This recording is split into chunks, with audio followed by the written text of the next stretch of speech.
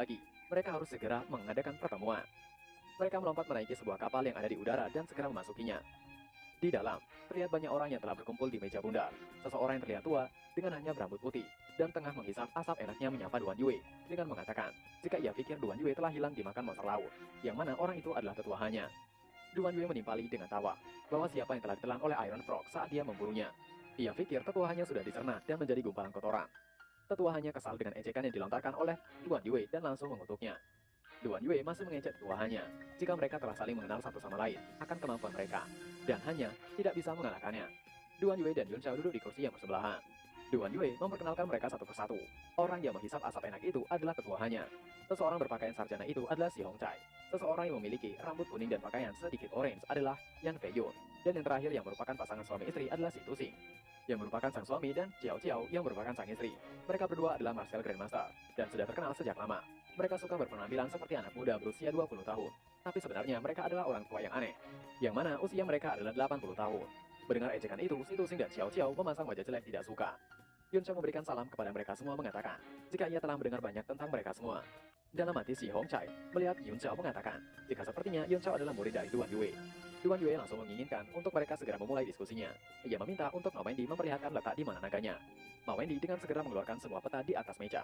Sebuah peta yang ada tanda silang merah di atasnya.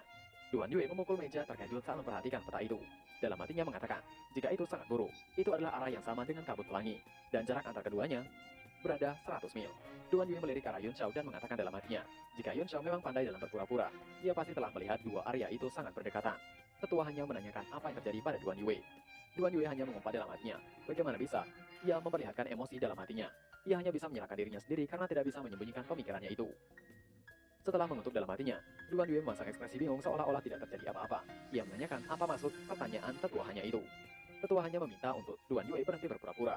Ketika Ma Wendy menunjuk tanda arah merah, ia dengan jelas melihat Duan Yue terkejut, dan kemudian segera kembali normal. Ia pikir perburuan kali ini akan sangat berbahaya. Karena ucapan dari tetuahannya, semua orang menatap tajam ke arah Duan Yue. Ma Wendy berkati Duan Yue dengan tatapan tajamnya menanyakan, apakah Duan Yue mengetahui tempat itu? Apakah ada yang salah dengan tempat itu? Duan Yue mendapatkan tatapan itu membuatnya keringat dingin. Ia tidak tahu harus berbuat apa. Masing-masing orang yang hadir adalah orang licik dan juga aneh, dan cerita yang secara asak tidak mungkin bisa menipu mereka. Tiba-tiba Yun Xiao mencoba membantu Duan Yue keluar dari masalah, menanyakan, apakah itu adalah tempat terakhir Duan Yue menemukan Gonederma ikan darah? Mendengar itu membuat Duan Yue terkejut. Bahkan semua orang terkejut mendengar nama ikan itu. Tetuahannya mengatakan, apakah itu adalah harta legendaris yang bisa ditelan langsung untuk meningkatkan kekuatan? Memikirkan hal itu membuat Duan Yue menghela napasnya lega. Ia tidak percaya Yun Xiao sangat pandai. Dengan berakting, Duan Yue mengatakan, ia akan menceritakan semuanya. Beberapa waktu, ia pergi bersama 7 orang untuk mendapatkan ikan itu, tapi hanya dirinya satu-satunya yang kembali.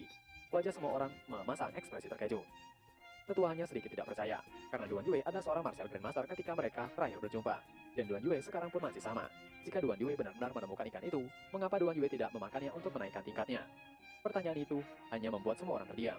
Karena tidak peduli seberapa berharganya ikan itu, tidak ada yang akan menjualnya. Karena itu adalah harta karun yang bisa membuat seorang martial grandmaster naik tingkat 1 bintang.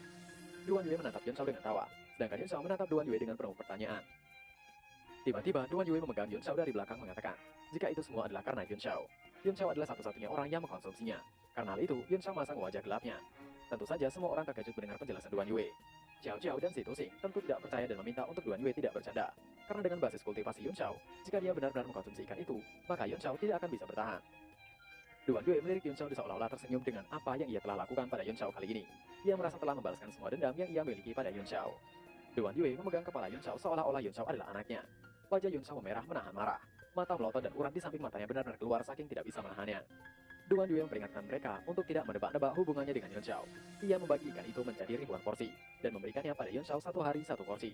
Jika tidak, mana mungkin seorang anak 15 tahun bisa menjadi seorang Great Martial Master. Duan Yue melihat ke arah Yun Xiao yang benar-benar marah hingga gemetar merasa bahagia. Yan Fei Yue mengatakan itu tidak mungkin, dan juga sangat disayangkan. Setelah ikan itu dipotong-potong, sejumlah besar energi akan hilang, dan hal itu sangat sulit untuk dijaga. Dengan memotongnya menjadi lebih dari 1000 porsi, dan hanya mengambil satu dalam sehari, setidaknya 80 hingga 90% efeknya akan menghilang. Sedangkan dalam hati Ma Wendy merasa tebakannya benar, Yun Xiao adalah anak haram dari Duan Yue. Duan Yue duduk tertawa terbahak-bahak mengatakan, jika di dunia ini, ada banyak hal yang lebih penting daripada kultivasi, yaitu keluarga. Yun Xiao di sampingnya sudah tidak tertahan, ia bergumam untuk Duan Yue berhenti bicara. Karena sudah tidak bisa menahan emosinya, Yun Xiao berteriak untuk Duan Yue berhenti bicara. Dan Yun Xiao menangis terseduh-seduh dengan mengatakan, jika dirinya adalah saudara tiri yang lahir dari ibu yang sama tapi bapak berbeda. Tapi Duan Yue memperlakukan dirinya seperti saudara kandung. Suatu saat, ia akan membalaskan kebaikan Duan Yue. Mendengar itu membuat semua orang terdiam membeku. Mereka memikirkan hal yang sama. Duan Yue setidaknya berusia 100 tahun. Jika begitu, berapa usia mamanya sekarang? Ia membingungkan. Mamanya Duan Yue memiliki anak berusia 15 tahun, yang beda bapak dari Duan Yue. Yun Shao masih menghapus air matanya, dan Duan Yue sendiri tidak bisa mengatakan apapun. Ia benar-benar speechless. Ia menahan amarah atau emosi yang besar hingga tidak tahan dan akhirnya, Duan Yue meledak bagaikan mesin yang rusak karena overheat. Tapi ia memaksa untuk kembali. Ia bergumam dalam hatinya. Yun Shao benar-benar kejam. Bagaimana ia akan mencari nafkah di Qinghai jika kabar itu menyebar keluar? Tubuhnya gemetar dan tidak mengatakan apapun. Ia merasakan darahnya mendidih karena keinginannya untuk marah. Sedangkan Yun Shao mendengus. Dalam hatinya mengatakan, bukankah Duan Yue yang memintanya? Dibandingkan dengan kecerdasannya, kecerdasan Duan Yue bukanlah apa-apa. Yun Shao dan Duan Yue terdiam untuk sesaat. Sedangkan orang yang lain sedikit cemas dan butiran keringat jatuh di dahi pipi mereka semua. Ma Wendy tertawa canggung mengatakan, untuk saudara dilarang bertengkar dan memang harus bersatu untuk melawan kesulitan. Ia yakin perburuan kali ini akan sukses jika Duan Yue dan adiknya bekerja sama. Jadi sekarang semua orang menganggap bahwa Yun Shao memang adik dari Duan Yue. Duan Yue seolah tertusuk panah dan hanya bisa terdiam. Tetua hanya dengan tergesa-gesa menghentikan mereka tentang urusan keluarga. Sebaiknya mereka segera mempelajari peta laut dan rencana pertempurannya. Ia menanyakan kepada Duan Yue, bahaya apa yang Duan Yue temui di lokasi itu terakhir kali. Sebaiknya Duan Yue segera beritahu mereka. Duan Yue meluangkan waktu untuk menenangkan diri. Dengan bergumam dalam hatinya, ini semua demi kabut pelangi. Ia tidak akan bertengkar dengan bocah tengik untuk saat ini. Duan Yue menjawab pertanyaan hanya dengan mengatakan, tidak ada yang istimewa. Ia hanya menemukan pusaran air bawah laut. Ia cukup beruntung untuk melarikan diri sendiri. Untungnya, ia tidak bertemu dengan naga banjir. Jika tidak, ia tidak akan bisa kembali. Duan Yue mengatakan hal itu dengan murung. Orang-orang membeku untuk saat. Tetua hanya mengerti, dan itu memang di luar kendali manusia. Sedangkan Ma Wendy mengatakan, jika mereka akan menggunakan Seven Array untuk menangani naga banjir, ia yakin semua orang telah akrab dengan array tersebut. Dan yang kurang dari mereka semua adalah kerjasama. Karena akan memakan waktu setidaknya 1 hari untuk tiba di tujuan. Mengapa mereka tidak berlatih beberapa kali sebelum pergi berburu? Karena hal itu mereka keluar dari kapal untuk berlatih, tapi tidak dengan Yun Shao. Ia mengatakan pada Duan Yue jika ia tidak akan ikut, dan tidak tertarik dengan latihan mereka. Dalam hatinya mengatakan, jika ia telah sibuk saat terakhir kali menerobos, ia tidak memiliki waktu untuk berkultivasi. Karena hal itu, basis kultivasinya tidak bergerak sama sekali. Yun Shao mengeluarkan beberapa Primordial Stone di tangannya, dan menghancurkannya.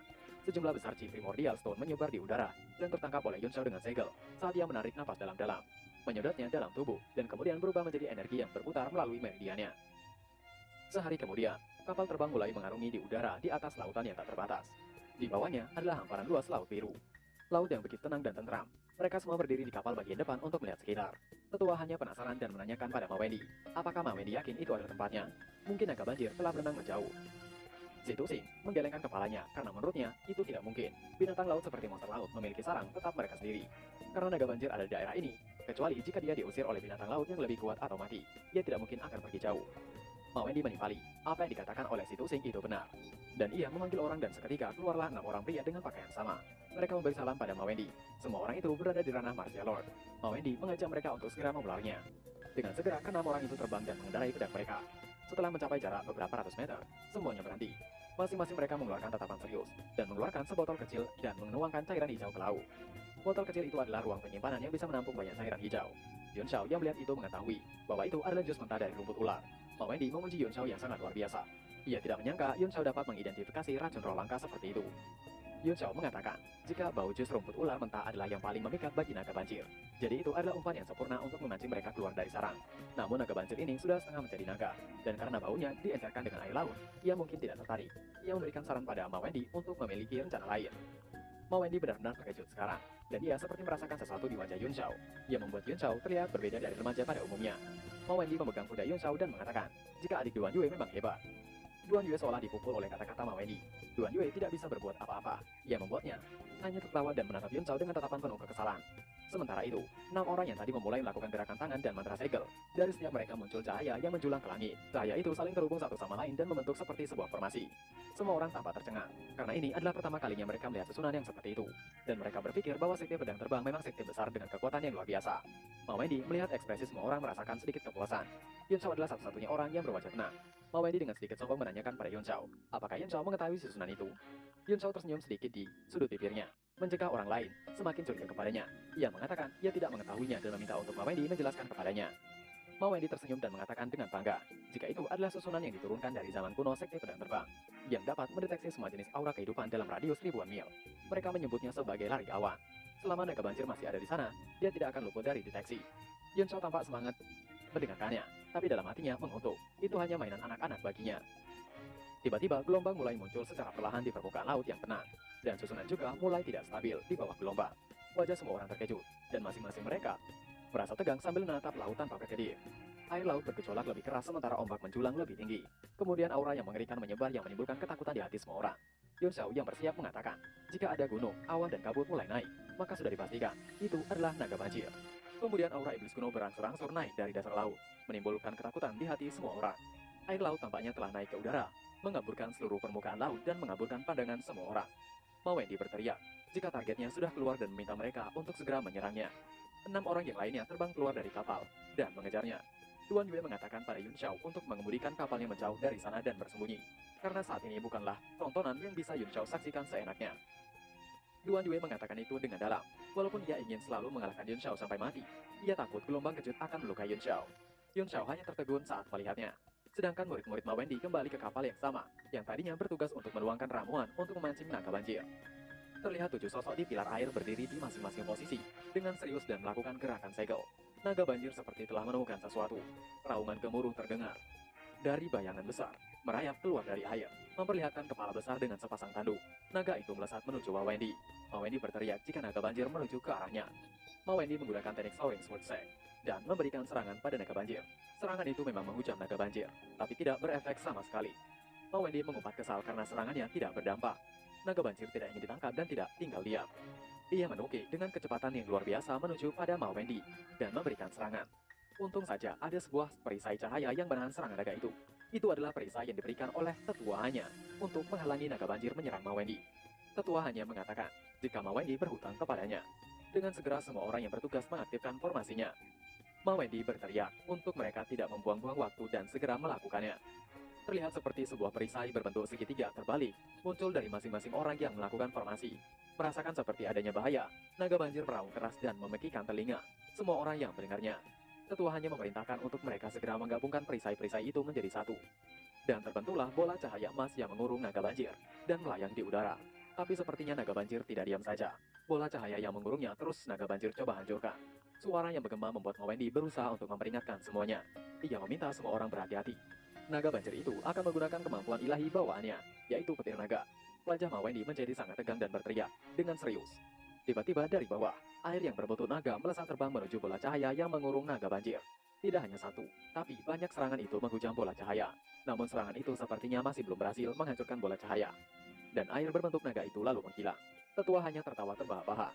Ia mengatakan tidak peduli seberapa kuatnya, itu tidak akan bisa lebih kuat dari alam 6 arah. Dan karena mereka telah menjebaknya dalam ray, mereka bisa menghabisinya setelah kekuatannya habis. Yun Xiao menatap bola cahaya raksasa itu, diameternya ratusan meter. Dalam hatinya mengatakan, apakah itu adalah naga petir air? Dia tidak percaya naga itu telah membangkitkan kemampuan ilahi bawaan. Jika tidak dihabisi sekarang, naga itu akan menerobos ke tingkat 7.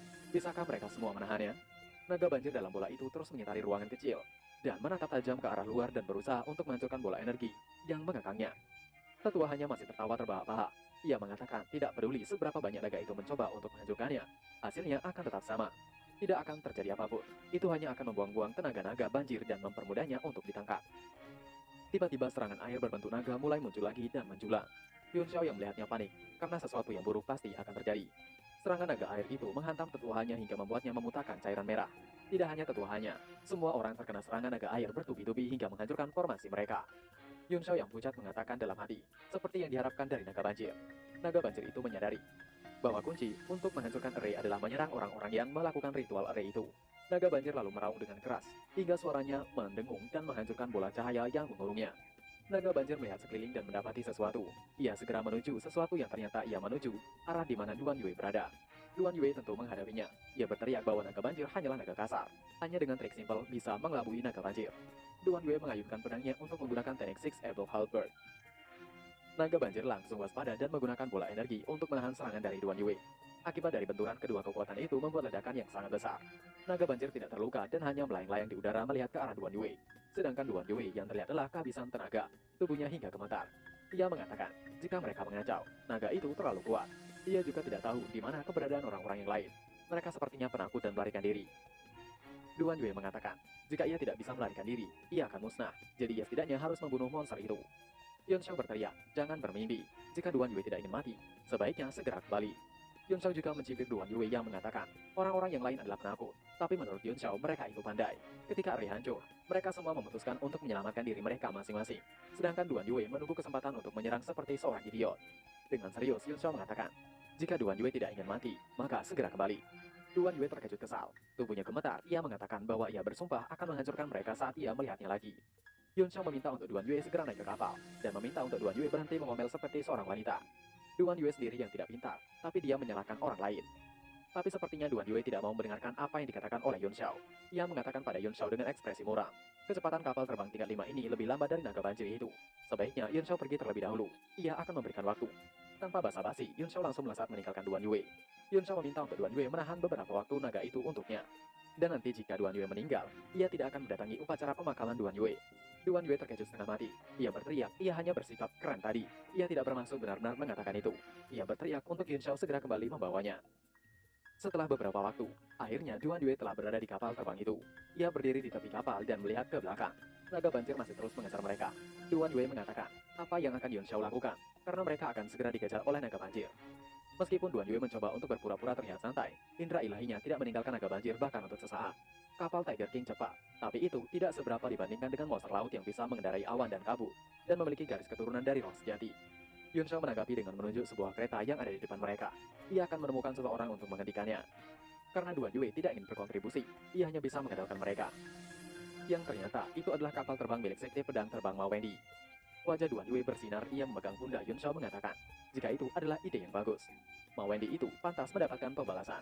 Ia membawa Yun Xiao melompat terbang ke kapal milik murid Sekte Pedang Terbang Ma Wendy. Murid-murid Sekte Pedang Terbang tentu terkejut melihat dua orang yang tiba-tiba bergegas ke kereta mereka. Salah satu dari mereka menyadari jika itu adalah Duan Yue. Mereka penasaran, bagaimana situasi di sana. Mereka terlihat bingung karena kabut di laut terlalu tebal, sehingga mereka tidak bisa melihat apapun. Bahkan indera ilahi mereka seperti dihalangi oleh sesuatu. Duan Yue mendengus dingin dan menatap murid-murid dari Sekte Pedang Terbang, membuat murid-murid itu ketakutan. Mereka mundur dengan tergesa-gesa. Wajah mereka memiru karena tidak ada yang berani mengatakan apapun. Sedangkan Yun Xiao menatap kabut. Perasaan ilahinya sangat kuat, cukup untuk menembus pembatas energi naga banjir, dan melihat sosok naga ungu. Ketika naga banjir itu mendekati kapal yang ditinggalkan, matanya menjadi dingin dan dia melakukan gerakan tangan dan mengucapkan ledakan. Kapal yang ia naiki tadi tiba-tiba meledak saat naga banjir ada di sana. Cahaya dari ledakan tadi terlihat terang dan suara gemuruh karena ledakan. Para murid dari Sekte Pedang Terbang seketika panik. Mereka juga penasaran di mana Duan Yue juga Yun Xiao berada. Setelah mereka mendengar raungan marah dan lihat sosok ungu bergegas ke arah mereka, itu semua membuat para murid ketakutan dalam sekejap. Naga banjir itu menghancurkan kapal tempat para murid Sekte Pedang Terbang dan membuat mereka benar-benar tidak tahu harus bagaimana. Sementara itu, Duan Yue dan Yun Xiao telah menaiki kapal lain dan mengendarainya sejauh ribuan meter. Ketika ia mendengar cerita dari kejauhan, Duan Yue mengatakan pada Yun Xiao dengan tawa, ia telah melakukannya dengan benar. Ini adalah harga dari rencana karena meninggalkan dirinya sendiri.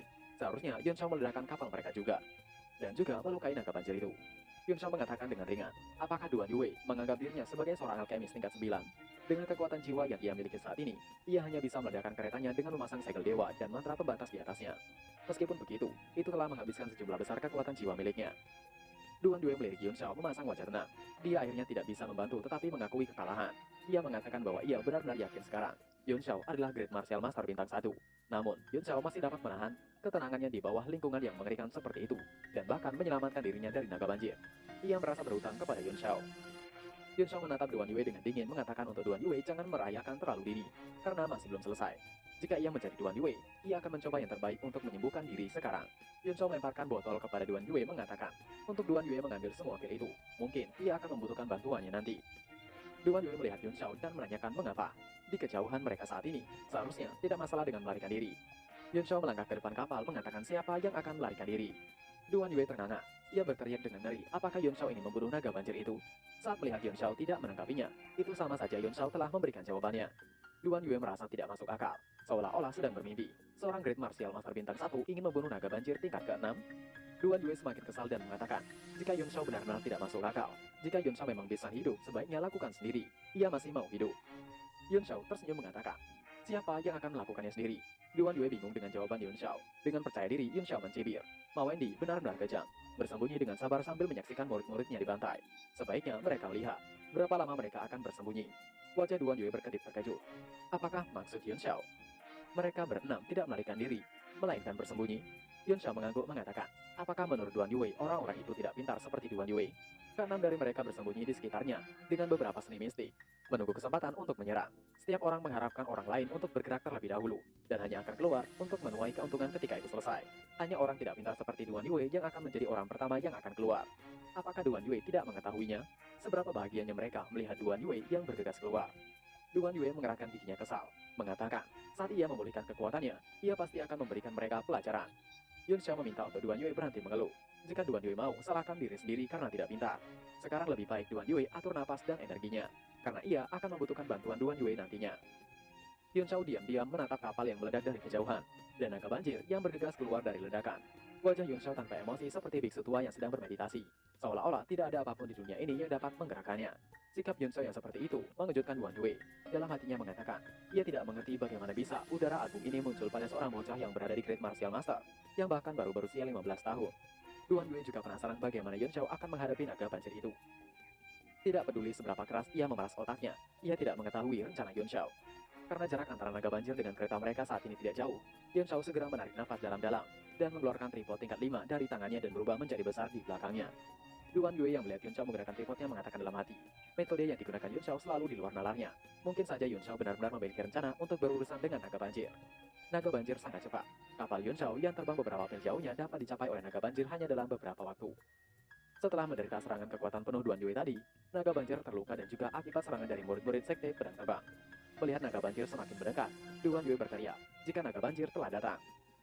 Yun Xiao yang melihat kedatangan dari naga banjir mulai mengaktifkan api Phoenix melalui dahinya, dan mulai berapiannya ke dalam tripod yang ia miliki. Tripod yang melayang itu seperti tengah dibawa oleh api Phoenix. Naga banjir yang melihatnya dari kejauhan terkejut. Ia menatap kuali itu menjadi semakin ngeri. Yun Xiao sepertinya segera mengerti. Ketika ia melihat naga banjir, Yun Xiao sangat gembira. Rencana awalnya adalah menggunakan tripod miliknya untuk menjebak naga banjir.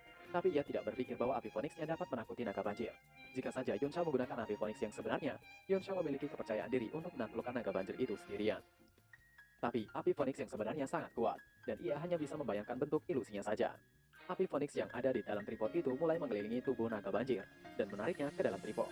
Setelah hampir seluruhnya, naga banjir itu terisap di dalam tripod. Yun Xiao segera menyusunkan kembali tripodnya menjadi seukuran pas di telapak tangan. Seluruh proses itu dilihat oleh Duan Yue, dan itu benar-benar membuatnya terpaku dan membekukan otaknya. Duan Yue yang masih terkejut bergumam dalam hatinya. Monster laut tingkat 6 yang tidak bisa ia bunuh dengan serangan putus asa, baru saja ditangkap dengan begitu mudah oleh Yun Xiao, dan dia melakukannya tanpa ada pertarungan yang signifikan. Sedangkan Yun Xiao masih menunjukkan tripod yang seukuran tangannya itu pada Duan Yue. Saat Duan Yue masih terkejut dengan semuanya, tiba-tiba datang dari kejauhan menuju kapal terbang mereka beberapa orang. Duan Yue melirik ke arah tempat datangnya beberapa orang itu. Mereka tidak lain adalah Ma Wendy dan yang lainnya. Ma Wendy adalah orang pertama yang cukup tidak tahu diri memberikan selamat pada Duan Yue dan juga Yun Xiao, karena telah berhasil menangkap naga banjir. Ma Wendy terus memuji Yun Xiao dan Duan Yue yang sangat luar biasa. Ia tidak bisa percaya mereka baru saja mendapatkan naga banjir hidup-hidup. Perjalanan mereka saat ini bukan tanpa hasil, jadi mereka harus merayakannya. Tatapan Ma Wendy tertuju pada tripod yang ada di tangan Yun Xiao. Ia tampak ragu tapi sekilas ia mengetahui tingkat tripod yang Yun Xiao miliki. Itu adalah tripod tingkat 5, dan dia mengerti bagaimana itu bisa menangkap naga banjir. Ketika Duan Yue melihat mereka berenam dan mendengar apa yang dikatakan Ma Wendy, dia sangat marah hampir batuk darah. Ia berteriak jika perjalanan mereka sia-sia itu bukan urusannya. Ia dan Yun Xiao akan segera pergi. Dan mereka berenam segera pergi dari sana dan jangan mengganggu. Merasa diusir, tetua hanya tertawa mengatakan, jika Duan Yue tidak pantas mengatakan hal itu, apakah Duan Yue lupa siapa yang membantunya? Tiba-tiba mereka berenam memblokir jalan Yun Xiao dan Duan Yue untuk pergi, hingga mereka mengepung Duan Yue dan juga Yun Xiao. Suasana menjadi hening sebentar. Si Tusing mencibir Duan Yue mengatakan, jika bukan karena Ray yang mereka gunakan bersama, yang telah menghabiskan kekuatan dari naga banjir itu, apakah Duan Yue pikir Duan Yue bisa menangkapnya? Dan apakah Duan Yue pikir Yun Xiao yang hanya seorang Great Martial Master dapat menangkapnya dengan mudah? Xiao Xiao sang istri dengan lembut bersandar di bahu si Tusing, memasang tampan menawan saat ia tertawa dan meminta Duan Yue untuk merelakan saja. Bagi sesuai dengan kesepakatan mereka di awal, menjadi 7 bagian. Duan Yue boleh memilihnya terlebih dahulu. Ma Wendy terkejut mendengar itu. Ia tidak percaya mana mungkin itu dibagi menjadi 7 bagian. Bukankah yang mereka sepakati adalah 8 bagian? Dan sekte pedang terbang akan mengambil 2 bagian. Dan sejak kapan menjadi 7 bagian? Xiao Xiao tampak kesal menunjuk Ma Wendy dengan mengatakan, tidak akan mungkin membagi dengan 8 bagian. Mereka sepakat bahwa atas dasar bahwa sekte pedang terbang akan berkontribusi lebih banyak. Tetapi mereka semua melihat Ma Wendy tidak berkontribusi apapun selain memikat naga banjir keluar dari sarangnya. Apa yang membuat Ma Wendy berpikir bisa mengambil 2 bagian? Ma Wendy kesal dan berusaha mengemukakan pendapatnya lagi. Tapi ia berhenti saat Yan Pei Yue menyela. Ia meminta untuk Ma Wendy jangan terlalu tidak sabaran. Pembagian harus dilakukan secara adil. Ia berpikir apa yang dikatakan oleh Xiao Xiao sangat masuk akal. Mendengar itu, Xiao Xiao tersenyum menawan dan mengedipkan matanya pada Fei Yue. yang membuatnya merinding. Meskipun penampilan Xiao Xiao mungil, imut dan menawan, semua orang yang hadir di sana tahu, dia adalah seorang nenek berusia 80 atau 90 tahun, dan tidak ada yang tahan ketika seorang nenek mengedipkan mata kepadanya. Tetuanya dan si Hong Chai menyuarakan persetujuan mereka, yang membuat Ma Wendy gemetar karena marah. Tapi dia juga tahu bahwa jika dia tidak menyenangkan banyak orang, dia tidak akan mendapatkan satu bagian pun, apalagi dua. Jadi, dia hanya bisa memasang wajah marah dan menahan amarahnya. Melihat mereka, Yun Shao tidak bisa menahan tawa dalam hatinya.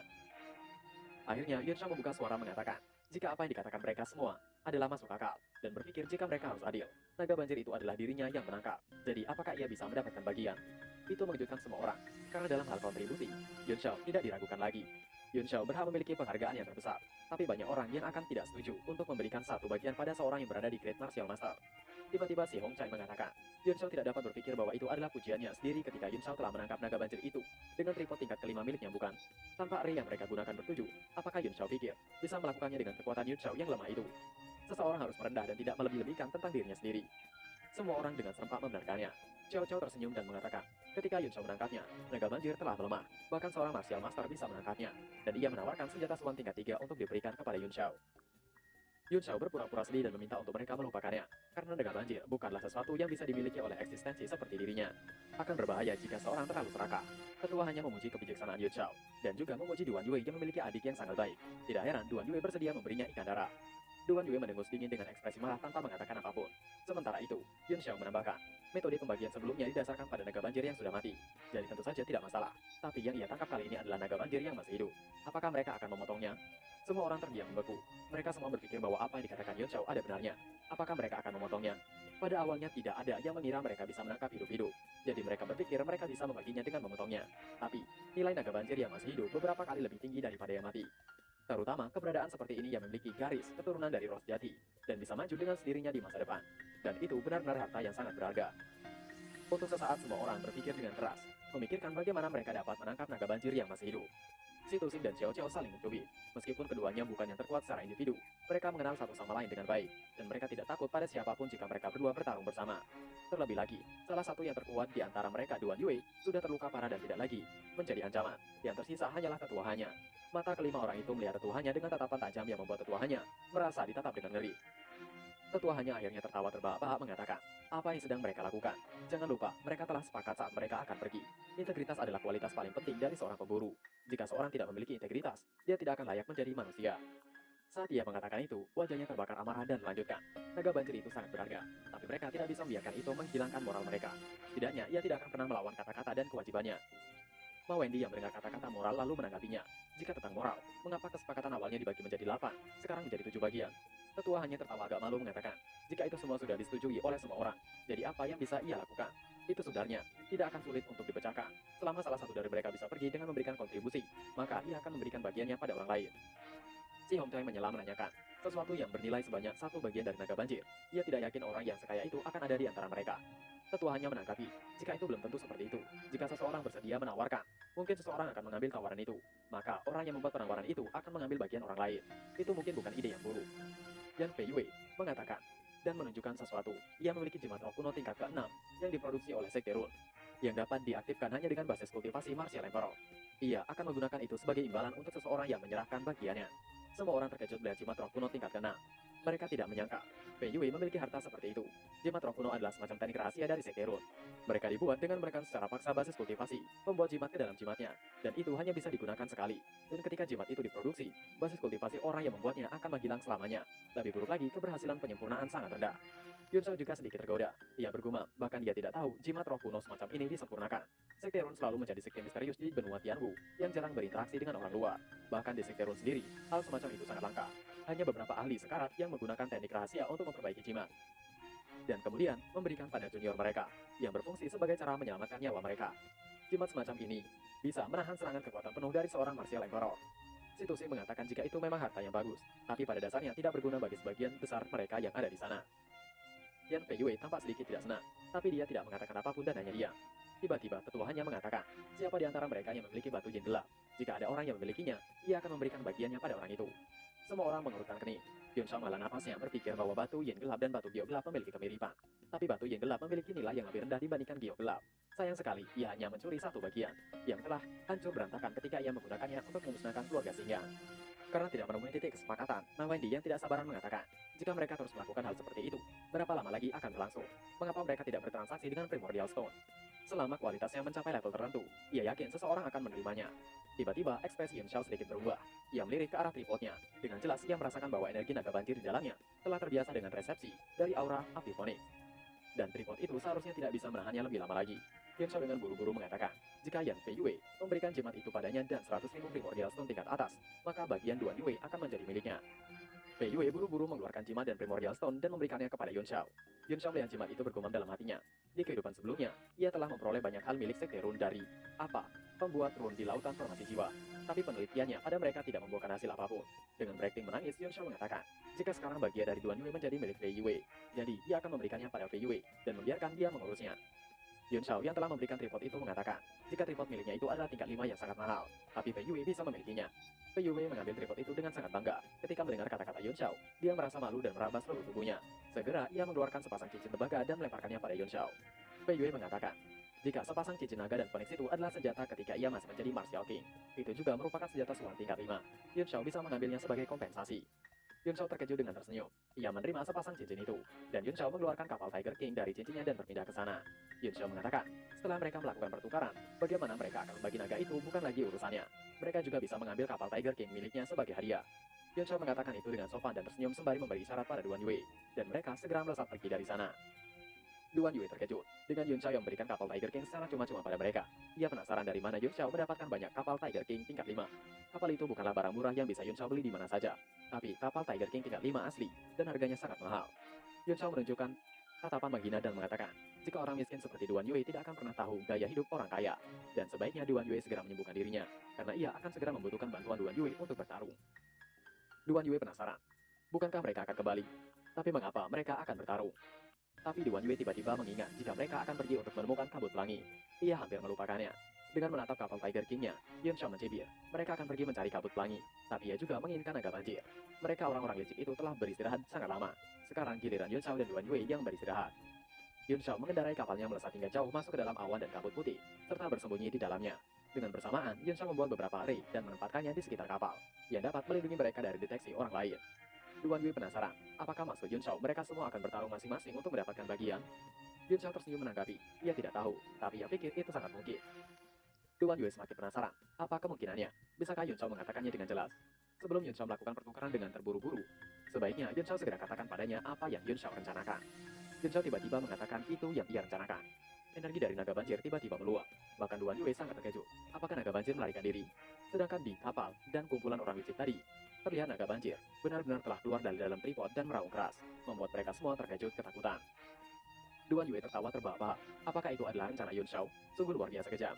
Yun Xiao dengan menguap sambil berbaring, menyilangkan kakinya mengatakan, jika itu bukan ia yang melakukannya, ia hanya seorang Great Martial Master bintang 1, dan ia tidak akan mampu mengalahkan naga banjir sendirian, bahkan dengan tripod tingkat 5 itu sekalipun mustahil. Ia hanya sementara menjebaknya dengan teknik rahasia. Jika bukan karena kurang waktunya, apakah Duan Yue pikir ia akan memberikan naga banjir dengan harga yang murah, dan bahkan memberi mereka tripod tingkat 5, juga kapal terbang? Duan Yue dalam suasana hati yang baik, indera ilahinya tidak bisa menjangkau terlalu jauh di laut yang tertutup kabut. Tetapi ia tertawa mengatakan, itu tidak lain adalah tripod mentah. Fei Yue telah memberi Yun Xiao sepasang cincin naga Phoenix sebagai kompensasi. Ia tahu senjata itu, dan ia telah melawannya ketika Fei Yue masih seorang Martial King, dan senjata itu sangat kuat. Bukannya senang, Yun Xiao malah mencibir Duan Yue mengatakan bahwa Duan Yue tidak mengetahui apapun, dan melanjutkan bahwa tripod tingkat 5 miliknya berisi buah dao 5 elemen, dan itu adalah harta tingkat kelima yang paling berharga di seluruh dataran Tianghu. Duan Yue terkejut saat mendengar buah dao 5 elemen. Mungkinkah itu adalah tripod 5 elemen yang disempurnakan oleh Gu Feyang yang dilelang di Thousand Resort Tower beberapa waktu lalu? Yun Xiao sedikit terkejut dan menanyakan, bagaimana Duan Yue mengetahuinya? Duan Yue tersenyum kecut mengatakan, pada saat itu, ia telah mencari alkemis di Dust Flame Empire. Ia juga secara tidak sengaja melihat brosur promosi Thousand Resort Tower. Ia hanya tidak tahu jika tripod itu dibeli oleh Yun Xiao. Duan Yue menanyakan bagaimana bisa Yun Xiao memperbaiki tripod tingkat 5 itu, bahkan dirinya saja tidak bisa melakukannya. Yun Xiao menyepelekan Duan Yue mengatakan, jika itu adalah perbedaan dirinya dan Duan Yue.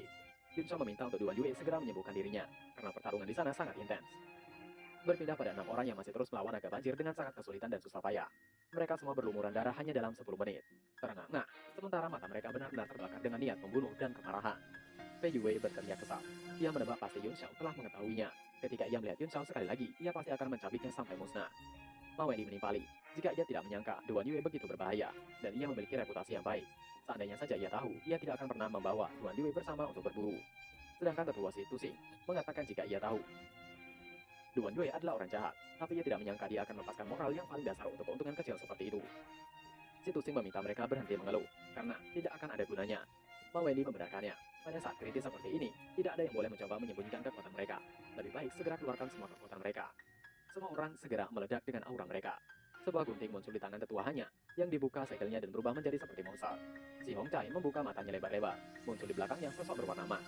Fei Yue menggunakan senjata harimau untuk mulai menyerang. Si Tusing dan istrinya menggunakan pedang dan digabungkan menjadi satu. Ma Wendy menggunakan jurus pamungkas mereka juga. Mereka berdiri di atas naga banjir. Dengan segera mereka serentak menyerang naga banjir dengan senjata mereka masing-masing, dan membuat naga banjir itu terlihat kewalahan menghadapi serangan mereka. Dari kejauhan, Yun Xiao mendengus dingin dan mengatakan dengan nada menghina, jika mereka dapat melakukan upaya besar itu ketika saat pertama kali array dihancurkan, mereka tidak akan jatuh dalam situasi seperti ini. Mereka benar-benar buruk. Duan Yue menunjuk ke arah naga banjir itu menimpali. Keenam dari mereka adalah orang yang licik, dan mereka semua berdoa agar yang lain menyerang terlebih dahulu. Duan Yue juga memuji pil yang diberikan Yun Xiao sangat bagus. Ia hampir pulih sepenuhnya. Tiba-tiba ekspresi Yun Xiao berubah, dan ia menatap jauh ke depan dengan mata penuh keraguan. Ia mencoba menyebarkan indera ilahinya, tapi ia tidak menemukan masalah apapun. Dengan kekuatan jiwa di basis kultivasinya saat ini, kegelisahan seperti itu tidak akan pernah muncul tanpa alasan. Yun Xiao yang masih melihat ke depan bergumam sendiri, bahaya macam apa yang akan datang. Bahkan indera ilahinya tidak bisa merasakannya. Mungkinkah ada monster laut yang lebih kuat? Wajah Yun Xiao berubah semakin serius. Yun Xiao segera meminta untuk Duan Yue bersiap untuk melarikan diri kapan saja. Ia khawatir, segalanya akan berubah sekarang. Duan Yue masih tidak mengerti. Ia berpikir situasinya sangat bagus sekarang ini. Semuanya sesuai harapan Yun Xiao. Tiba-tiba Duan Yue berhenti dan pupil matanya mengerut saat melihat kejauhan dengan ngeri. Kekuatan besar muncul di cakrawala, menekan aura semua orang termasuk kelompok Ma Wendy. Sebuah tangan yang sangat besar perlahan turun dari langit dan menangkap naga banjir itu dengan mudah. Tentu saja kelompok Ma Wendy benar-benar terkejut. Naga banjir itu ditarik ke langit dan menghilang. Sebuah kapal terbang tiba-tiba melayang turun dari atas mereka semua. Seorang bergumam jika itu benar-benar naga banjir. Pria itu benar-benar tidak menyangka ia menemukannya. Ulang tahun Su Zirain yang ke-500 akan diadakan 1 bulan lagi. Dan Tuan Su khawatir tidak akan bisa membawakan hadiah yang cukup baik. Sepertinya naga banjir akan menjadi hadiah yang cocok. Ma Wendy tiba-tiba membuka suara dengan menahan amarahnya. Ia mengatakan dengan terbata-bata bahwa naga banjir itu. Tapi Ma Wendy tidak bisa meneruskan kata-katanya. Orang itu membentak Ma Wendy hingga membuat Ma Wendy tidak bisa mengatakan apapun lagi.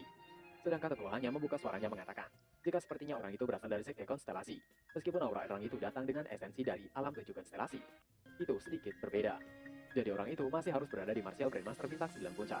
Yang dia tahu, di antara para ahli di sekte konstelasi, di Qinghai, ada 2 penjaga yang merupakan Martial Grandmaster bintang 9 selain Tuan Su Peng. Bisakah ia tahu jika orang itu adalah salah satunya? Di sini tetuanya berbicara dengan sangat sopan.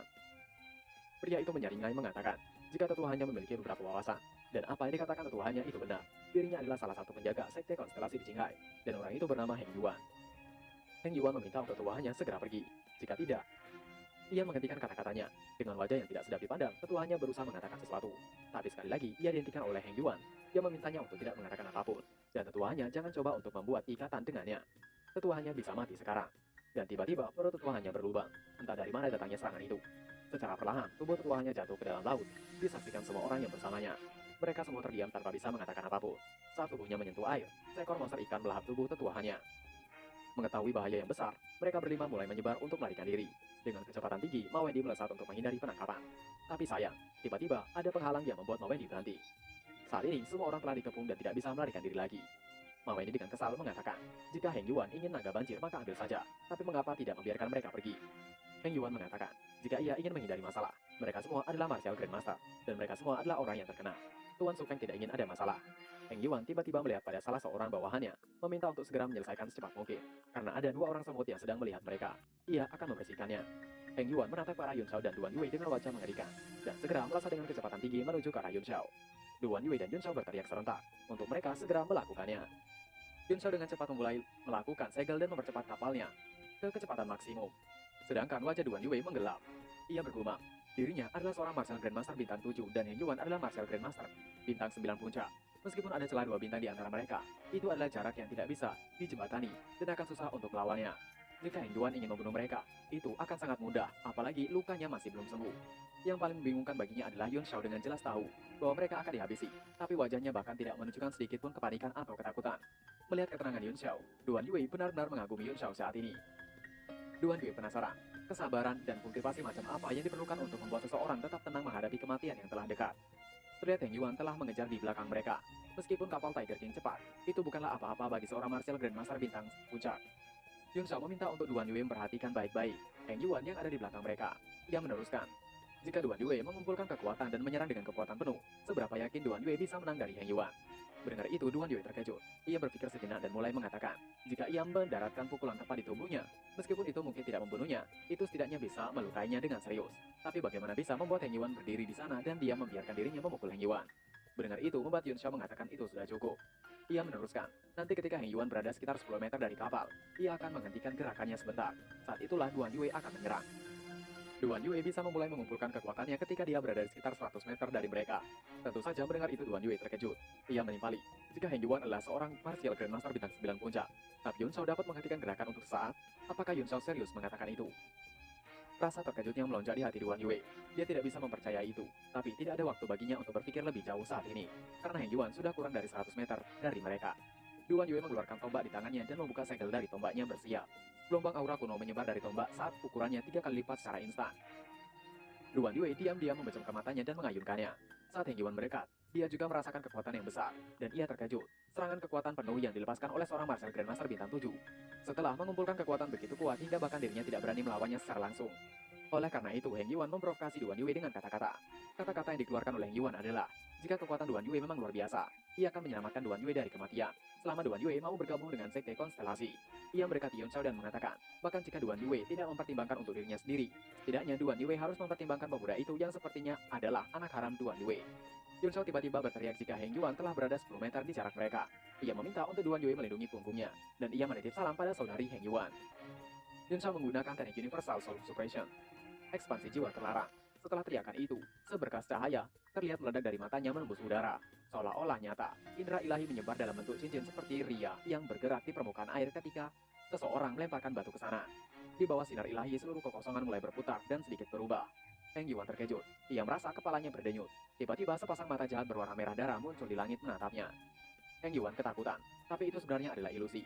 Heng Yuan penasaran siapa Yun Shao. Ia tidak percaya Yun Shao bisa membingungkannya dengan ilusi.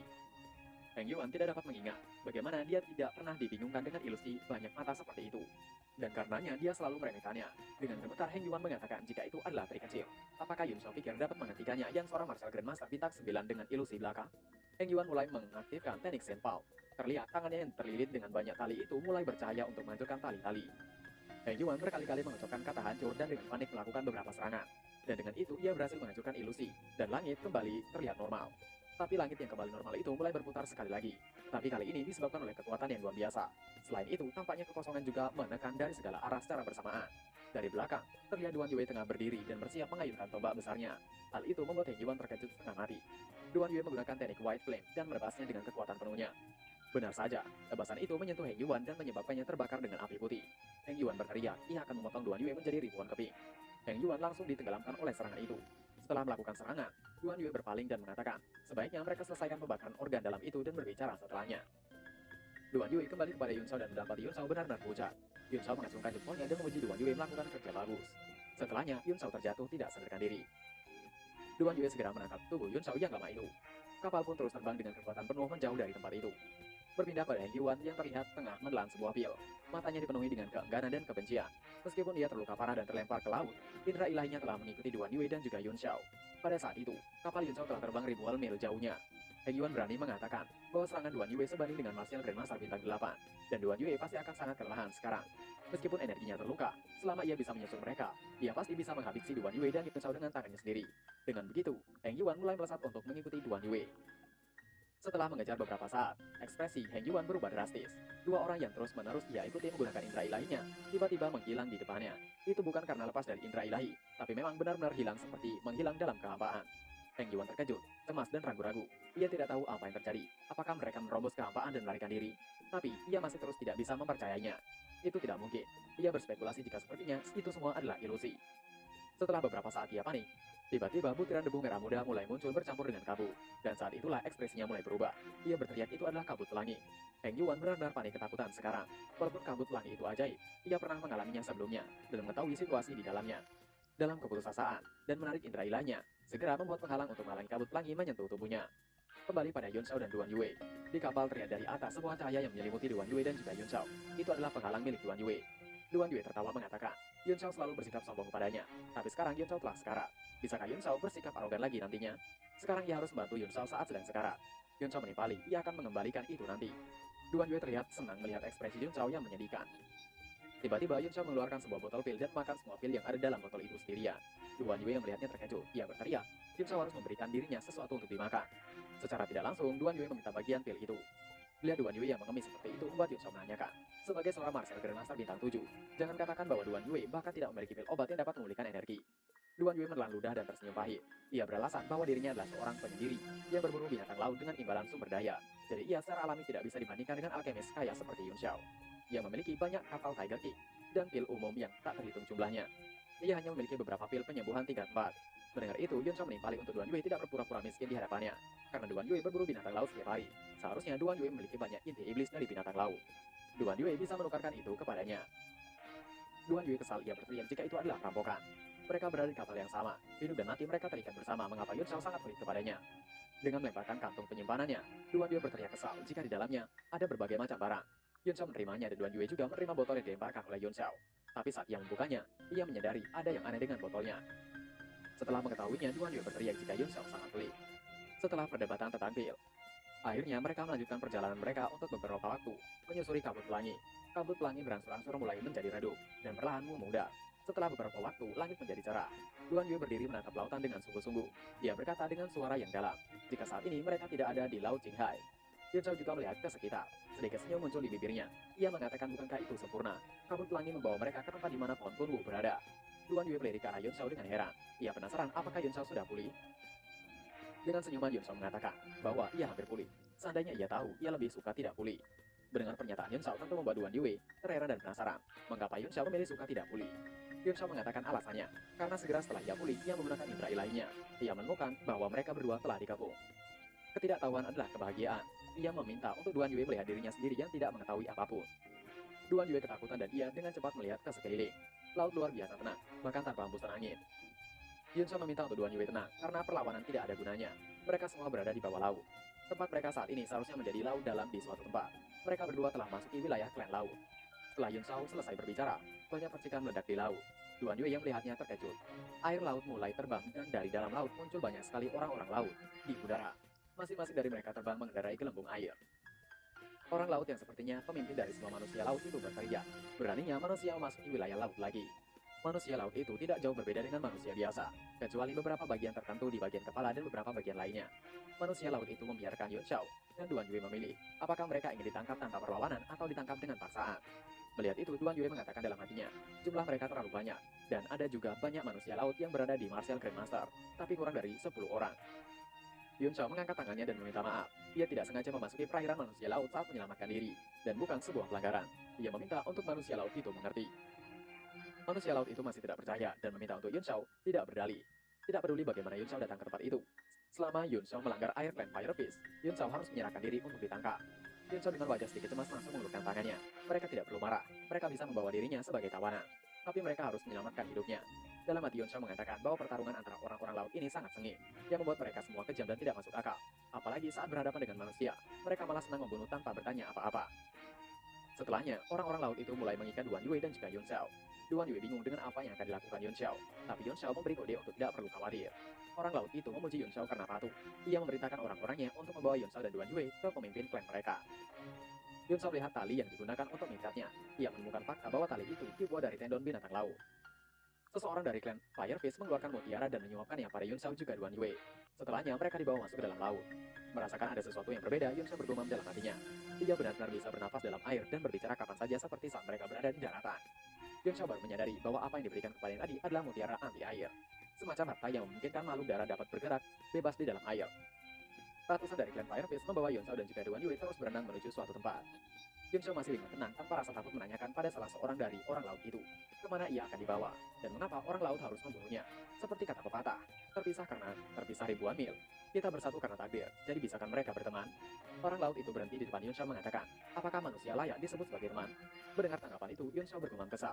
Ia juga tidak ingin berteman dengan pria berkepala ikan seperti itu, jika dia tidak diikat seperti itu. Setelah melihat pria itu, Yun Shao bersumpah tidak akan bisa makan kepala ikan lagi di masa depan. Setelah melihat Yun Shao yang terus tersenyum padanya, manusia laut itu mulai tidak jijik lagi kepada Yun Shao. Ia menjelaskan, Sebelumnya, seorang ahli dari manusia menerobos wilayah Fire Fist dan melukai ketiga pemimpin. Sekarang seluruh klan marah, dan kepala klan memerintahkan bahwa manusia harus ditangkap. Fire Fist belum pernah melihat jejak manusia di tempat mereka selama ratusan tahun. Bagaimana mungkin ada lebih dari satu pada satu waktu? Jika Yun Shao mengatakan tidak berhubungan dengan yang sebelumnya, ia tidak percaya. Yun Shao dengan marah mengatakan, tentu saja ia berhubungan dengan orang itu. Ia memiliki persekutuan darah dengan pria itu. Yun Shao penasaran di mana orang itu saat ini berada. Apakah orang itu terluka? Orang yang dimaksud adalah Heng Yuan. Pria Fire Fist memandangi Yun Shao dari atas hingga bawah dengan ragu. Ia mengatakan bahwa di bawah, rupanya para Fire Fist dan ketiga pemimpin. Tentu saja orang itu melarikan diri dengan ekor di antara kakinya. Dia juga terluka parah dan mungkin bersembunyi di suatu tempat untuk menyembuhkan lukanya. Mendengar itu membuat Yun Shao bergumam dalam hatinya. Untuk bisa melukai Yang Yuan dan menderita cedera, tampaknya ketiga pemimpin klan manusia ikan setidaknya berada di Martial Grandmaster, bintang 8 atau bintang 9. Yun Shao masih meyakinkan dirinya untuk menghindari perkelahian jika memungkinkan. Yun Shao tahu bahwa terlalu banyak manusia laut. Yang paling kuat dari klan laut adalah keluarga Bo, sebagai eksistensi tertinggi dan dipuja seperti makhluk suci.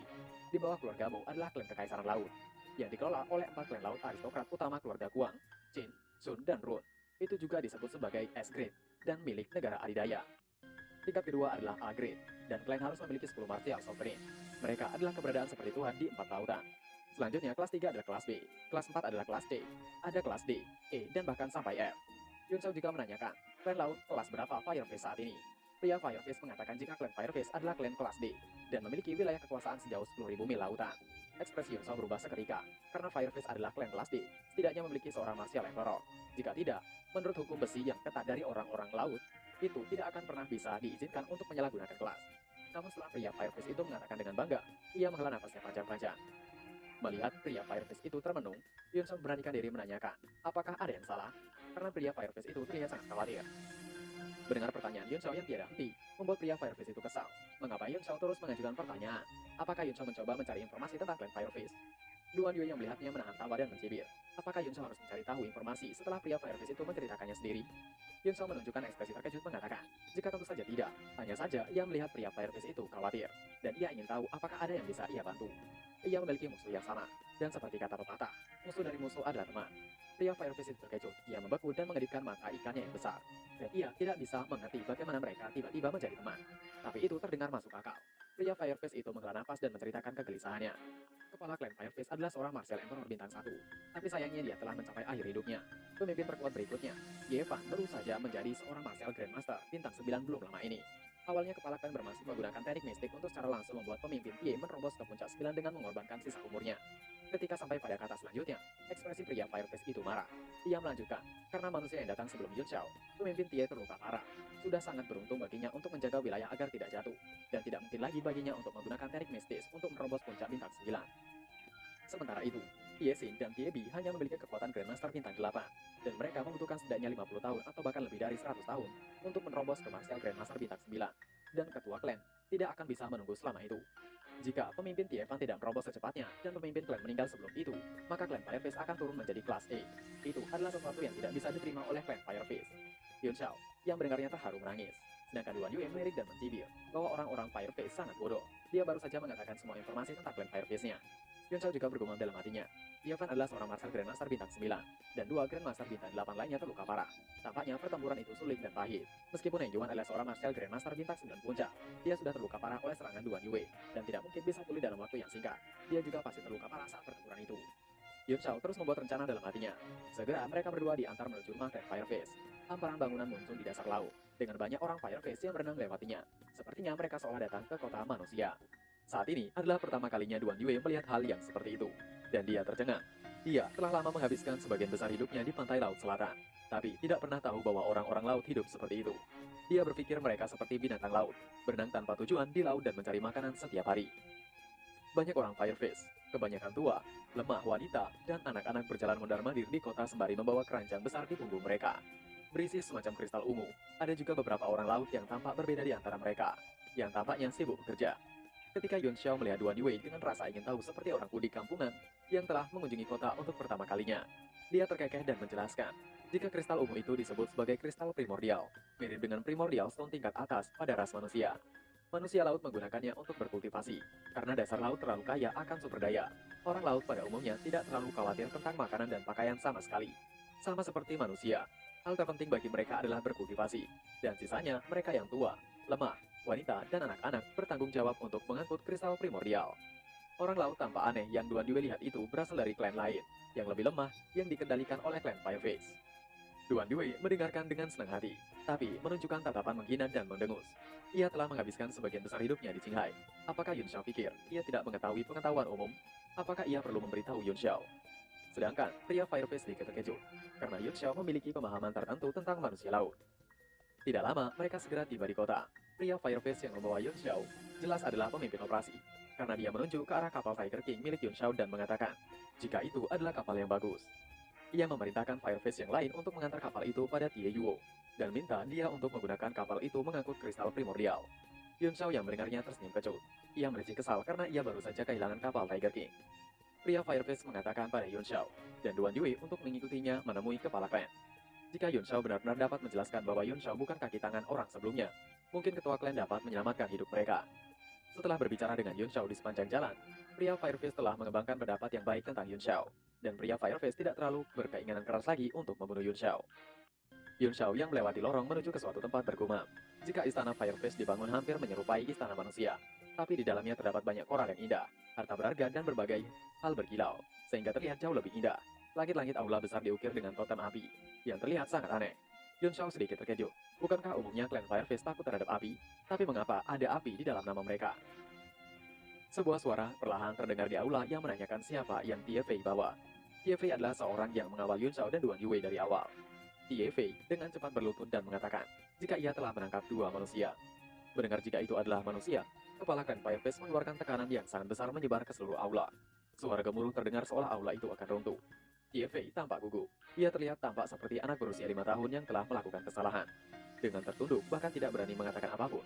Di bawah tekanan itu, Duan Yue merubah ekspresinya secara drastis, dan butiran keringat mengalir di dahinya. Bahkan dia gemetar di hadapan seorang martial emperor. Wajah Yun Xiao juga menampakkan ekspresi sedikit kesal menatap kepala klan Fireface. Tidak menunjukkan tanda-tanda takut, tapi tatapan tajam matanya menunjukkan rasa bangga dan pantang menyerah. Wajah kepala klan Fireface menunjukkan ekspresi heran, dan kemudian dia perlahan menarik kembali tekanan dan dengan suara perlahan mengatakan, apakah kedua manusia itu ada hubungannya dengan orang sebelumnya? Tie Fei menjawab dengan mengatakan jika kedua manusia yang ia bawa memiliki perseteruan dengan orang sebelumnya. Kepala klan menatap Yun Xiao sebentar dengan mendengus. Ia mengatakan jika itu hanyalah alasan. Tidak ada manusia yang baik.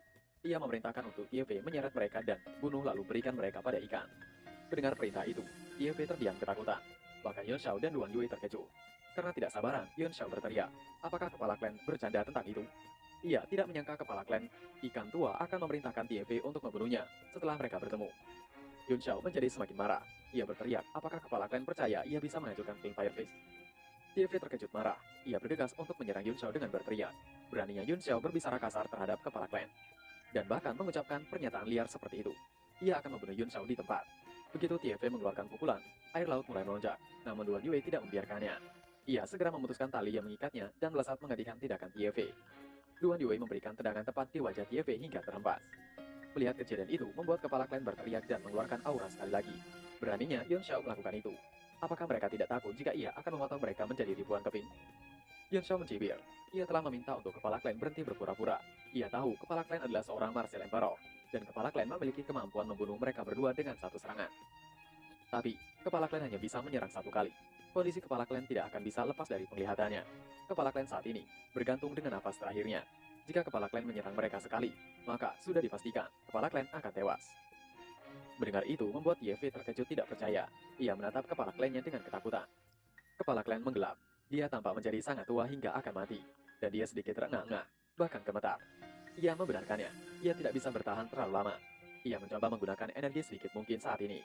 Tapi jika Yun Xiao mengancam klan Fireface, ia tidak akan segan-segan membunuh Yun Xiao. Yun Xiao mendengus dingin. Ia tidak membenci klan Fireface. Tapi begitu mereka bertemu, kepala klan memerintahkannya untuk membunuhnya dan memberikan tubuhnya kepada ikan. Yun Xiao mericik kesal. Ia sangat membenci orang ketika mengancam dirinya. Jika kepala klan tidak meminta maaf, ia akan membunuh Tie Fei terlebih dahulu sebelum kepala klan.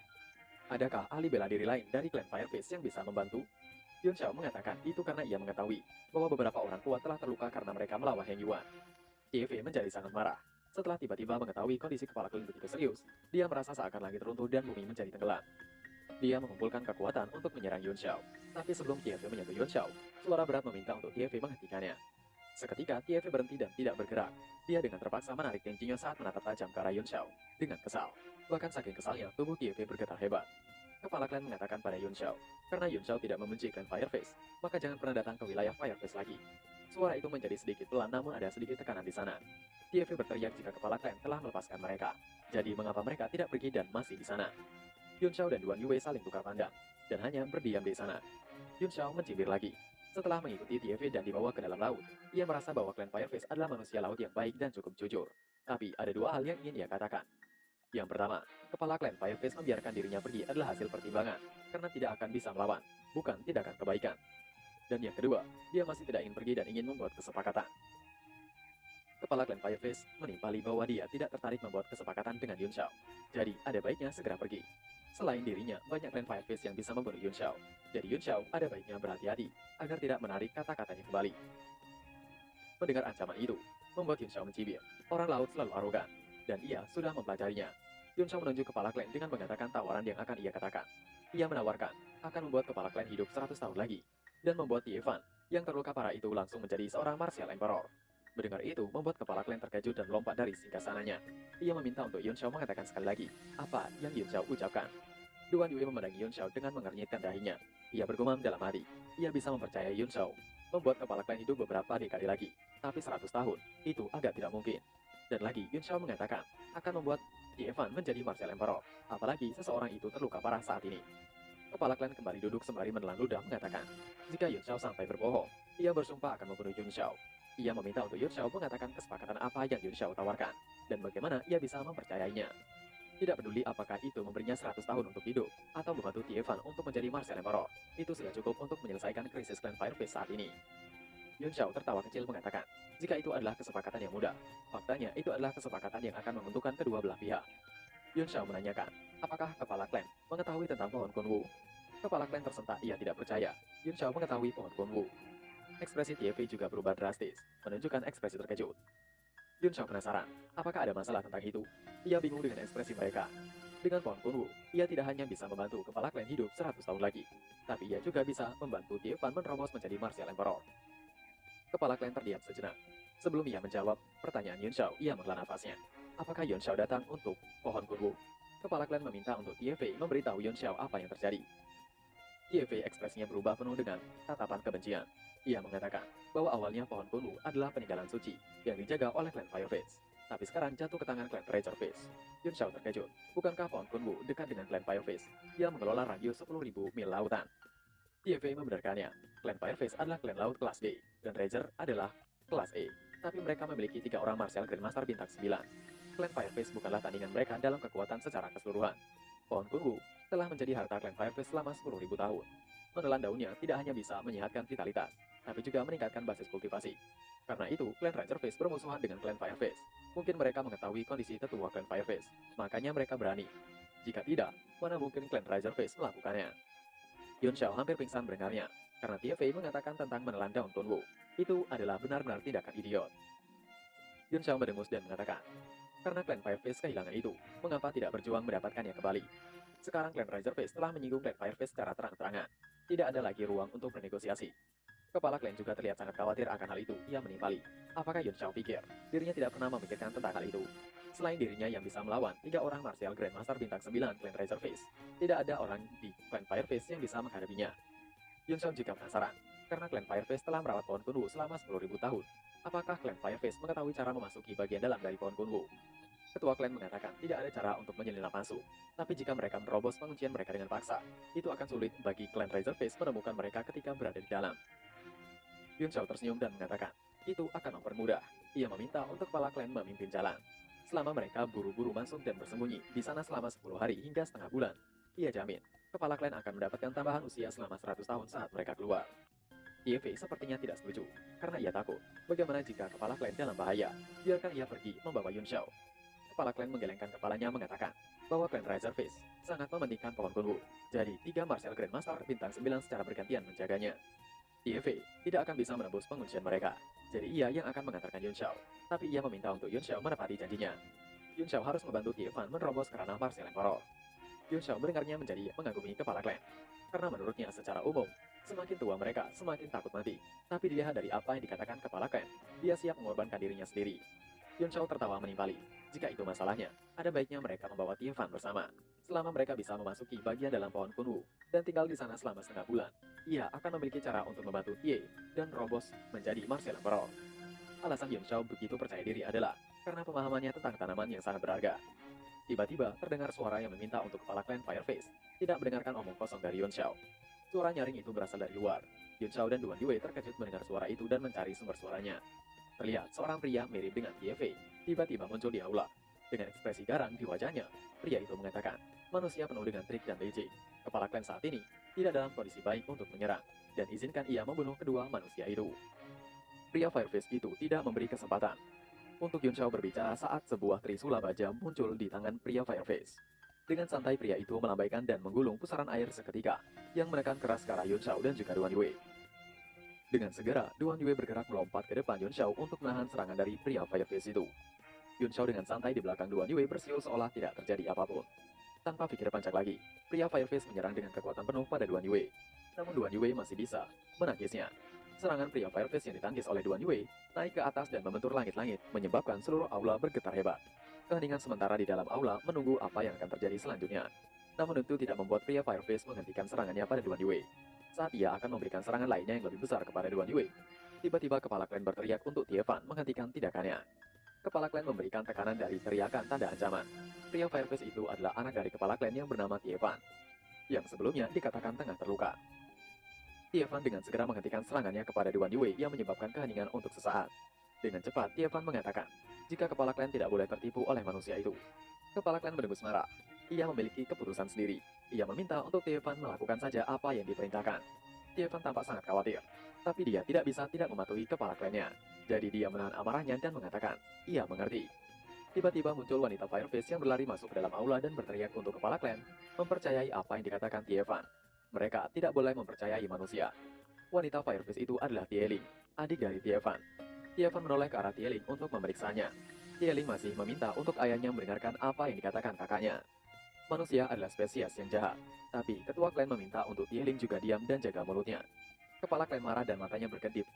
Juga meneruskan, seharusnya mereka tahu situasi saat ini, dan mungkin apa yang ditawarkan manusia itu adalah kesempatan terakhir bagi klan Fireface. Jika tidak mendapatkan pohon Kunwu, cepat atau lambat, klan Razorface akan mengambil alih klan Fireface dan menguasainya. Tie Ling menimpali, untuk kepala klan tidak perlu khawatir. Saat ia menjadi seorang Sea Ravener tingkat 3, tidak akan ada seorang pun di wilayah laut berani menyentuh klan Fireface. Kepala klan mengatakan dengan lembut saat Tie Ling menatapnya. Apakah menurut Tie Ling, si Ravener begitu mudah untuk menerobos tingkat 3? Jika bukan karena Tie Ling memperoleh warisan dan wawasan seorang senior, apakah Tie Ling pikir bisa menjadi seorang Ravener tingkat 2 di usia yang begitu muda? Di keempat lautan, tidak ada si Ravener tingkat ketiga di usia kurang dari beberapa ratus tahun. Jika Tie Ling ingin menembus tingkat berikutnya, tidak ada harapan dan akan memakan waktu ratusan tahun. Klan Fireface tidak bisa menunggu lama. Mendengar itu, Yun Shao bergumam dalam hatinya. Usia manusia benar-benar tidak bisa dibandingkan dengan manusia laut, yang umumnya dapat hidup ratusan tahun, atau bahkan ratusan ribu tahun. Si Ravener setara dengan alkemis manusia. Mereka adalah jenis eksistensi yang menguraikan dan menggabungkan kembali berbagai material. Dan status mereka luar biasa ditinggikan. Karena rasio si Ravener terhadap manusia jauh lebih rendah daripada rasio alkemis dengan manusia. Tie Fan adalah seorang martial grandmaster bintang 9. Tetapi, apa yang dimilikinya hanyalah senjata Suan Trisula di tangannya yang biasa. Itu menunjukkan betapa langkanya seorang si Ravener. Jika Trisula itu dibawa ke daratan, bahkan prajurit biasa tidak ingin memilikinya. Duan Yue yang di belakang Yun Shao hanya menggaruk-garuk kepalanya karena bingung dengan situasi saat ini. Tie Ling berengus dingin menimpali. Jika yang lebih buruk menjadi yang terburuk, maka hanya tinggal bersembunyi. Selama mereka bisa melewati 100 tahun, menunggu sampai Tie Fan menerobos menjadi Martial Emperor, dan ia menjadi seorang Ravener tingkat 3, maka klan Fireface bisa merebut kembali wilayah dari klan Razorface. Kepala klan mengangkat tangannya, tanda meminta untuk Tie Ling berhenti. Ia mengatakan, jika pemikiran Tie Ling terlalu naif, klan Razorface tidak akan pernah membiarkan Fireface bersembunyi dengan damai selama 100 tahun. Apakah Tie Ling mengingat bagaimana mereka terus menekan klan Fireface selama 20 tahun terakhir? Sampai-sampai klan Razorface menggantikan klan Fireface untuk menguasai lautan. Dengan tergesa-gesa, Tie Ling menanyakan, apakah klan Mantare hanya menutup mata terhadap apa yang sedang klan Fireface hadapi? Dijelaskan singkat, jika klan Mantare adalah klan laut kelas C yang menguasai lautan yang lebih besar. Kepala klan mencoba untuk membuat Tie Ling mengerti. Apakah Tie Ling mengingat apa yang dikatakan oleh pemimpin klan Mantare 30 tahun yang lalu ketika Razor baru datang? Dia mengatakan bahwa klan Razorface telah memberikan kontribusi pada orang-orang laut, dan meminta klan Fireface memberikan ruang untuk klan Razorface memulihkan diri, dan meminta untuk kedua klan saling harmonis. Selama bertahun-tahun, klan Mantare pasti telah menerima banyak suap dari klan Razorface. Tieling masih terus mencoba mendebat, bagaimana jika mereka mengadukan hal itu pada klan laut kelas B. Mendengar itu, semua orang yang ada di dalam aula terdiam. Ye menghela nafasnya mengatakan, jika Tieling terlalu muda, apa yang dibicarakan dunia bukanlah alasan, tetapi kekuatan. Jika klan Fireface lebih kuat dari klan Razorface, semua orang akan berada di pihak klan Fireface sekarang. Sebaliknya, yang lemah hanya bisa bertahan. Tieling menimpali dengan kesal. Jika demikian, apa gunanya keputusan yang dikeluarkan oleh Raja Lautan Selatan? Ekspresi semua orang berubah drastis. Sementara kepala klan berteriak meminta untuk Tieling berhenti mengucapkan omong kosong. Jika apa yang dikatakan Tieling didengarkan oleh klan lain, tidak hanya Tieling, tapi seluruh klan akan terlibat. Ia membentak untuk Tieling menyingkir. Melihat Tieling yang masih muda, Yunsha bergumam, jika Tieling muda dan naif. Yunsha membuka suara. Jika menilai dari apa yang kepala klan katakan, klan Razorface tampaknya telah bermigrasi ke wilayah klan Fireface dari lautan lain. Yevan dengan suara penuh kebencian menimpali. Klan Razorface bukan hanya dari sekedar wilayah lain, tapi dari lautan lain. Mereka awalnya adalah klan di Laut Timur, dan mereka adalah eksistensi kelas A. Apalagi, bakat bawaan klan Razorface jauh lebih unggul daripada klan Fireface. Ia khawatir, mereka akan berada di atas klan Fireface dalam beberapa tahun lagi. Yunsha terkejut mengetahui klan Razorface adalah klan kelas A. Ia penasaran, jika Razorface adalah klan kelas A, bukankah mereka pernah memiliki 10 orang Martial Emperor? Bagaimana klan penguasa seperti itu menjadi klan peringkat E dan bermigrasi? Apakah mereka menyinggung klan kelas S? Kepala klan menghela nafasnya panjang-panjang. Ia tidak tahu persis apa yang terjadi. Terakhir kali ia mendengar dari pemimpin klan Mantare bahwa mereka diperintahkan oleh penguasa Laut Timur, keluarga Guang, untuk mengepung dan memblokir seorang manusia 30 tahun yang lalu. Hasilnya adalah kematian banyak orang laut dari klan kelas A. Ia mendengar setidaknya 100 orang Martial Emperor terluka atau terbunuh pada waktu itu. Sementara, semua orang di Martial Emperor yang dimiliki klan Fireface ikut dalam misi dan terbunuh semua, hingga tidak menyisakan satupun. Itu menyebabkan kerugian besar. Dan klan laut lainnya mengambil keuntungan dari situasi tersebut, merebut wilayah klan Razorface. Untuk bersembunyi dari musuh, klan Razorface melarikan diri dan bermigrasi ke Laut Selatan. Duan Yue yang mendengarnya mendeci kesal, karena ia tidak percaya ada manusia sekecil itu. Ia menarik nafas dalam-dalam dan mengingat sesuatu. Sedangkan Yun Shao terkejut, keringat dingin mulai jatuh di dahinya. Ia mengingat tentang 30 tahun yang lalu di Laut Timur. Yun Shao seolah-olah nyawanya akan menghilang menjadi pucat pasti ketakutan. Kepala klan membenarkan apa yang dipikirkan oleh Duan Yue. Jika orang itu adalah Gu Feiang, itu adalah nama yang mempermalukan seluruh klan laut. Yun Shao, batu hujam anak panah menembus dirinya. Dia tidak tahu bahwa pembunuhan acaknya terhadap sejumlah besar manusia laut berdampak hingga hari ini.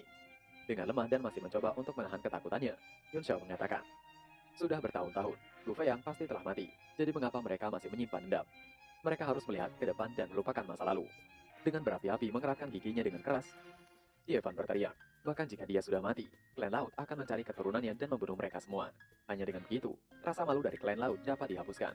Dengan ketakutan, Yun Shao mengatakan, jika ada desas-desus bahwa Gu Feiang telah mati sebelum dia memiliki keturunan. Ia mengajak untuk merubah topik pembicaraan dan mendiskusikan bagaimana mereka akan memasuki bagian dalam pohon Kunwu. Tieling menoleh melihat Yun Shao dan mengatakan, mengapa klan Fireface harus mempercayai Yun Shao yang mengklaim dapat memperpanjang usia ayahnya dan membantu Tievan merobos menjadi seorang Martial Emperor setelah memasuki pohon Kunwu. Setidaknya, Yun Shao harus menunjukkan dulu kemampuan yang dimiliki Yun Shao. Kepala klan sepertinya setuju akan hal itu. Yun Shao menghela nafasnya mengatakan, bukankah Tieling mengatakan jika Tieling adalah seorang refiner tingkat 2? Tieling mengangkat bahunya dengan bangga membenarkannya. Dalam radius 10.000 mil, hanya dirinya satu-satunya refiner tingkat 2. Yun Shao mengatakan jika itu bagus. Kebetulan dirinya adalah seorang alkemis juga. Bagaimana jika mereka bertanding? Jika Tieling menang, ia akan mematuhi semua kata-kata Tieling. Tapi jika Tieling kalah, maka ia akan bertanggung jawab atas operasi kali ini. Dan Tieling harus mendengarkannya. Semua orang terkejut mendengar itu. Yun Shao juga bergumam dalam hatinya. Ia ingin mengambil kesempatan itu untuk menaklukkan klan Fireface, untuk tidak memberontak selama operasi. Beberapa orang Fireface berhenti sejenak, seolah-olah mereka tidak menyangka Yun Shao adalah seorang alkemis. Cara mereka memandang Yun Shao menjadi sedikit hormat. Seolah tertusuk oleh provokasi Yun Shao, Tieling berdengus dingin meminta untuk Yun Shao bertanding melawan dirinya. Ia tidak akan takut pada Yun Shao, dan ia akan membiarkan Yun Shao memilih jenis apa yang akan mereka buat. Dalam hati, Duan Yue tertawa. Ia melihat sekelompok orang tanpa mengucapkan apapun. Dia tidak tahu secara jelas berapa tingkat alkemis Yun Shao, tapi setidaknya tidak akan masalah untuk menghadapi Tieling. Yun Shao menyipitkan matanya saat ia tersenyum dengan mengatakan, ia pikir lebih baik untuk Tieling saja yang menentukan jenis apa yang akan mereka buat. Pilih yang paling Tieling kuasai. Tieling masih arogan mendengus kesal. Ia tidak suka manusia merendahkannya. Ia mengajak Yun Shao untuk bersaing dalam penyempurnaan senjata Swan. Siapapun yang menyempurnakan memiliki kualitas yang bagus, maka itulah pemenangnya. Yun Shao mencibir Tieling. Apakah Tieling bersungguh-sungguh? Ia harap Tieling tidak menarik kata-katanya kembali. Di saat yang bersamaan, Yun Shao menghela nafasnya mengatakan, jika Tieling adalah anak muda arogan yang bodoh. Tieling menjadi semakin kesal. Ia dengan percaya diri mengatakan, jika ia tidak akan kalah, karena dalam radius 10.000 mil. Belum selesai dengan kata-katanya, kepala klan meminta untuk Tieling berhenti. Ia memperingatkan Tieling bahwa saat ini bukanlah waktunya untuk Tieling berperan sebagai pahlawan.